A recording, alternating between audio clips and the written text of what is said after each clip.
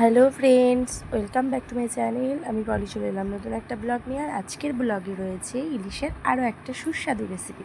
চটজলদি দেখে নাও বন্ধুরা কী থেকে কী করা হচ্ছে। তো এখানে মাছগুলোকে ভালো করে ধুয়ে নেওয়া হয়েছে, তারপরে এর মধ্যে দিয়ে দেওয়া হলো পরিমাণ মতো লবণ, হলুদ গুঁড়ো আর লঙ্কার গুঁড়ো। আর এর ওপরে দিয়ে দেবো যেই রান্নার তেলটা আমরা ব্যবহার করি, সেটা হচ্ছে রাইস ব্র্যান অয়েল। তো তোমরা যে যেই তেল খেয়ে থাকো সেটাই মানে ব্যবহার করবে। তো যাই হোক, এরপরে আমি এর মধ্যে তেল ভালো করে দিয়ে এবার আমি হাতের সাহায্যে সুন্দর করে মাছগুলোকে মেখে নেব। তো এইভাবে হাতের সাহায্যে মাছগুলোকে মেখে নিচ্ছি।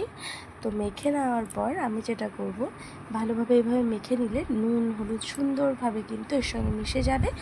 আর 5 মিনিটের মতো এটাকে আমি সাইডে ঢাকা দিয়ে রেখে দেবো, আগে মানে নুন হলুদ সব মাখিয়ে নেওয়ার পরে।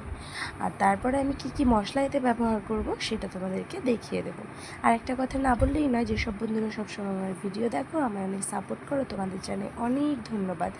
আর যারা একদমই নতুন দেখছো, যদি ভিডিওর কিছু ভালো লেগে থাকে অবশ্যই একটা কমেন্ট করে জানিও। আর যদি মনে হয় যে না, ভিডিও থেকে তোমরা কিছু শিখতে পারছো বা শেখার মতো কিছু ভালো লেগে থাকে, তাহলে অবশ্যই চ্যানেলটিকে সাবস্ক্রাইব করে সাথে থাকা বেল আইকন বাজিয়ে দিয়ে আমার পাশে থেকো। তো দেখো, মাছটা এখানে আমি নুন হলুদ মাখিয়ে নিয়েছি। আর এদিকে একটা মিক্সিং বোলের মধ্যে নিয়ে নিচ্ছি কালো সর্ষে, নিয়ে নিচ্ছি কিছুটা সাদা সর্ষে। আর মাছ হিসেবে সেই অনুযায়ী কিন্তু নিতে হয়, তো আমি সেভাবেই নিয়ে নিয়েছি। আর এরপর নিয়ে নিলাম গাছের 4টে ঝাল ঝাল কাঁচা লঙ্কা, তার মধ্যে দিয়ে দিয়েছিলাম সামান্য একটু হলুদ গুঁড়ো আর একটু লবণ। এটা দিয়ে আধা আধা করে আমি এটাকে পেস্ট করে নেওয়ার পরে এর মধ্যে অ্যাড করে নিলাম হাফ চামচ গোটা জিরে। তো এটা ভালো করে পেস্ট করে নিয়ে এর মধ্যে আমি জল দিয়ে পাতলা করে নিয়েছি। তো তারপরে আমি একটা ছাঁকনির সাহায্যে এটাকে পুরো ছেঁকে নিয়েছি। এতে কি হয়, মানে সর্ষের যে খোসাটা থাকে সেটা ফেলে দিয়ে আর কি অনেকে বলে যে গ্যাস অম্বল নাকি হয় না, তো সেই জন্যে আমি এভাবেই করলাম। তো তারপরে আমি কড়াইয়ের মধ্যে বেশ কিছুটা তেল দিয়ে দিলাম। তেলটা গরম হতে তার মধ্যে কালো জিরে আর বেটে রাখা রসুন আর দিয়ে দিয়েছিলাম কয়েকটা কাঁচা লঙ্কা চেরা। তো রসুনটা ভাজা হয়ে গেলে এর মধ্যে আমি দিয়ে দিলাম পরিমাণ মতো হলুদ আর সামান্য একটু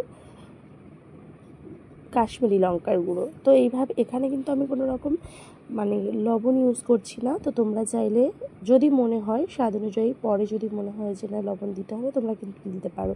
যেহেতু মাছে আমি একটু বেশি লবণ দিয়ে দিয়েছি, যার কারণে আমি কিন্তু আর এর মধ্যে লবণ ব্যবহার করছি না।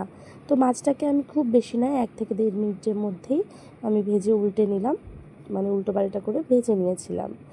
তো তারপরে আমি কি করব, খুব একটা বেশি ভাজবো না। এরপরে এই আগে থেকে যে রেডি করে রেখেছিলাম মশলার যে জলটা আর কি ছেঁকে নেওয়া, তো সেইটাকে এর মধ্যে দিয়ে 10 থেকে 15 মিনিটের মধ্যে আর কি আমি ফুটিয়ে নেবো। 10 থেকে 15 মিনিটের মতো। আমার কথা বলতে ভীষণ প্রবলেম হচ্ছে, তো যাই হোক বন্ধুরা, কষ্ট করে একটু ভিডিওটা দেখে নিও। তো তারপরে দেখো ফাইনালি কিন্তু রেডি হয়ে গেল ইলিশ মাছের তেল ঝাল। তো তোমাদের কেমন লাগলো আমার ভিডিওটা অবশ্যই লাইক কমেন্ট করে জানিও।